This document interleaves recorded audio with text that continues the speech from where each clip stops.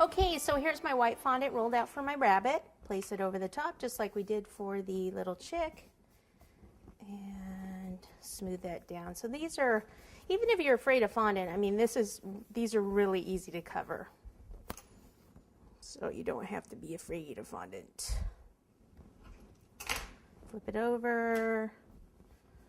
And I just have a few cake crumbs on this because I didn't move this one like I moved that last one. So I can reuse all of this. And I should probably trim a little more of this off. Okay, rabbit feet. Or actually, remember they're rabbit ears, but we're using them as feet. So I'll go ahead and pop those on like that. Go ahead and pick up my rabbit and kind of push the fondant underneath a little bit. Come on over here, pop it on top. Just kind of set it down.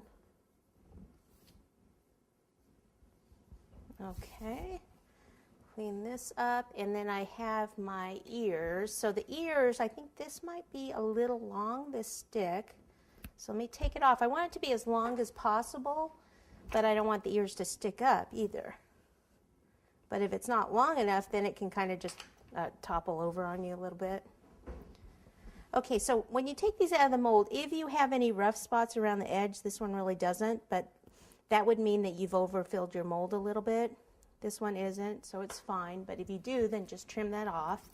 Inside here, I'm just going to take some buttercream. Let me bring this one over closer so you can see where we're going to end up here.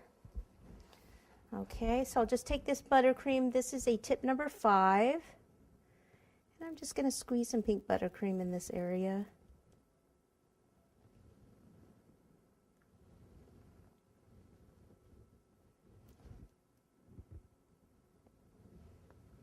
You could place a piece of pink fondant in there or modeling chocolate too if you wish. This is a little faster, and that's what these cakes are supposed to be, quick and easy. So I'll take this and let me make sure I get it in the right spot, right about there, push down, kind of wiggle that a bit. Again, you could put a little bit of chocolate there so it doesn't move around, especially if you're going to transport them. And then we'll go back to our tip number 12 here with the white buttercream. And I'm going to start with the cheeks. So I'm going to start right here and I'm going to squeeze, keep the tip embedded in the icing so I get it nice and big, stop squeezing.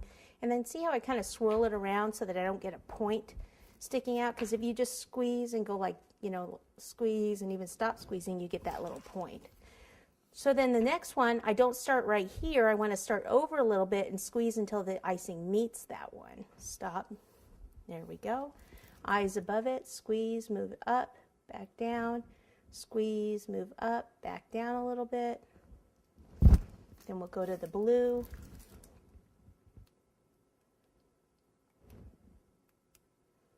So with the white and the blue, I'm making it more of an oval shape. And then with the black, I'm just doing a dot. So squeeze, stop squeezing, squeeze, stop squeezing. Now on this one, I'll do eyebrows instead of the eyelashes. You can either do the eyebrows back here, but since these eyes are big, I'm actually going to do it right on top of the eye. I'm going to squeeze, let the icing build up a little bit. Curve it around, stop squeezing, and drag it a little bit so it thins it out. Squeeze, drag it, thins it out. Notice how I use my right hand, but I steady it with my left hand, okay? Because if I didn't, this would be kind of, my hand shakes a little bit.